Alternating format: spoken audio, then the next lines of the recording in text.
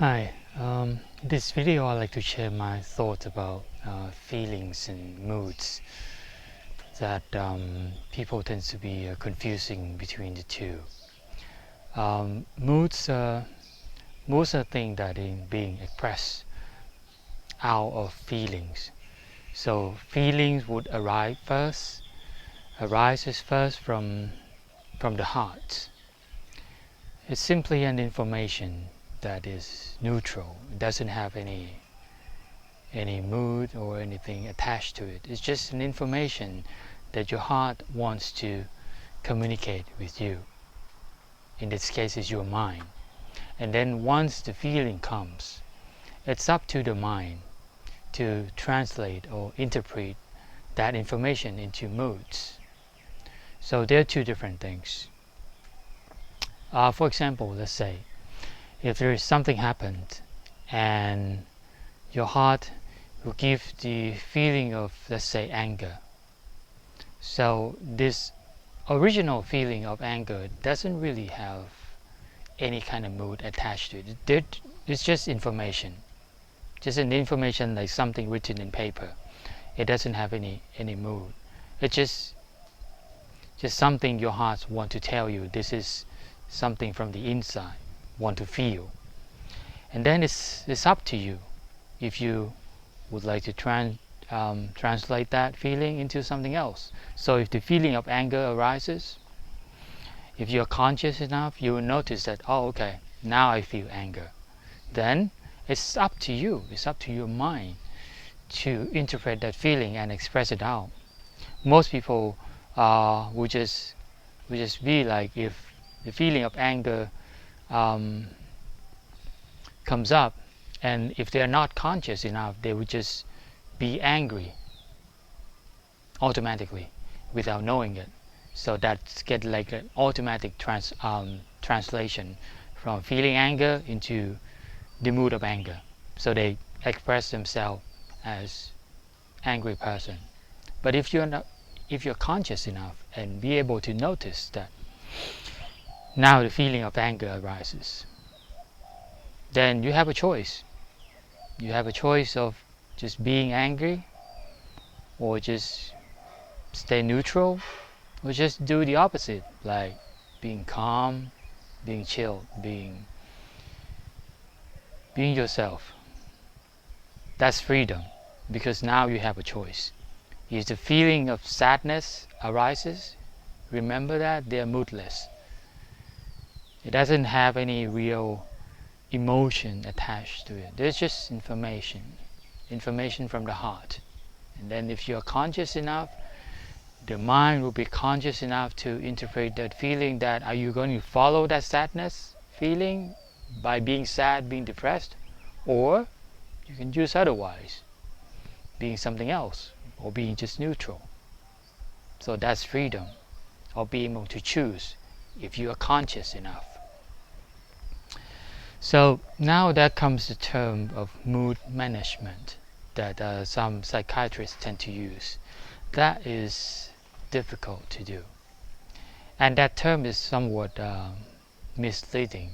And if mood is something uncontrollable, something that's come automatically, it's true in the sense that if that person is not conscious, but that's make things difficult. Because once the mood arises, that's like something very difficult. It's already come up. You already become angry. You already have this energy of anger inside of you, or the vibration of sadness already expresses itself, and that is extremely difficult. Try to get a hands on and try to control that. So to use that to just focus on mood management, it's very unnatural. But you can do something like that, but much more natural, if you're just being conscious enough. We are human. As human, we are designed to feel. So feeling is not the same as emotion, like I said before. So if you just be conscious enough and notice that feeling, like anger or sadness. Like I said before, if you're conscious enough and you have a choice whether to express that feeling or do something else or stay neutral, there will be no mood to manage in the first place, and that is much easier to do. Simply just be conscious, be aware of that feeling, be connected to your heart. That's how you can know what feeling is coming and how you're gonna best choose the mode of expression of that feeling. So also some people I've heard some people say that following the heart is a bad advice, which can be true if they mean that following the heart means following the mood. Of course, feeling people who are in sadness or depressed, they might not feel like they want to heal themselves. They might not feel like they want to do something more cheerful or things like that, or being lazy. But those are moods. Those are moods that they have the emotion of not wanting to do this or not wanting to do that. So they're two different things. So if by following the heart means following the mood, that is really not a good advice. Because following the moods, that means you being unconscious the whole time and just think like mood is something real, but actually it's the manifestation of the mind.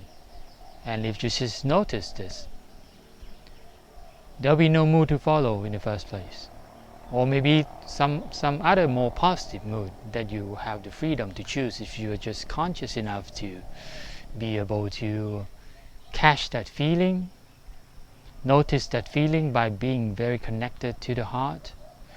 Then once you have that feeling, you have a choice.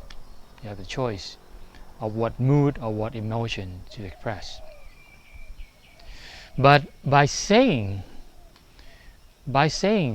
not following the heart, it's kind of dangerous. To use the right word, like I said, you should not follow the mood.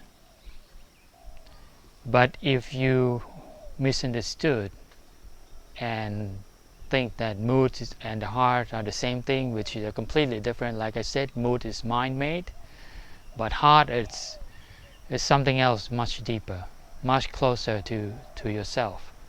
So by saying following the heart is a bad advice, people who hear that phrase will have the tendency to ignore their heart, and that's very dangerous. It's dangerous because when you're ignoring your heart, it means you're ignoring your own feeling. It means you're detaching yourself from yourself. You are self-denying, and by detaching you and yourself, in this case is your heart, is the root cause of depression, because they cannot accept themselves. So that's why people who tend to think that tends to tell people not following the heart, who have the tendency to believe that depression is incurable, because they inherently misunderstood of the role of the heart. It's not the place where the mood is generated, that is the mind, but the heart is something much deeper within yourself that keep talking to you of who you are at all times, and it's up to you if you are conscious enough to listen to that. So to treat depression, the key is to reconnect back to your heart, reconnect back to yourself, and be acceptant, and be conscious enough to notice the information to yourself, the information from the self, from the heart to yourself. So that's why listening to your heart is extremely important. It's like the step one for you to be able to talk to yourself. If you cannot talk to yourself, you cannot make friends with them. So listen first. Your heart is you. Hence, the feeling is also you. But like I said, feeling and emotion are two different things. It's okay to feel anger. It's okay to feel sadness. Because they're just information. But it's up to you to choose what emotion you want to express. That's freedom. So that is why psychedelics, if used in a proper setting, is very effective in treating depression, because they amplify the feeling, they amplify the information from the heart. So even though most of your daily life are living unconsciously and not being able to notice your feeling and interpret that feeling into proper emotion, psychedelics with the right setting, with the right usage, will amplify that feeling to the degree that you cannot ignore that anymore. And you will start to see that now you have a choice of how to interpret that feeling into emotional. And you will feel more connected to that information from the heart, which is yourself. By reconnecting you back to yourself, that's when you see that depression is something totally unnecessary. So that's how you understand feeling and moods or emotion, and be able to reconnect back to yourself and see yourself, see your true self, getting to know him or her in a new light.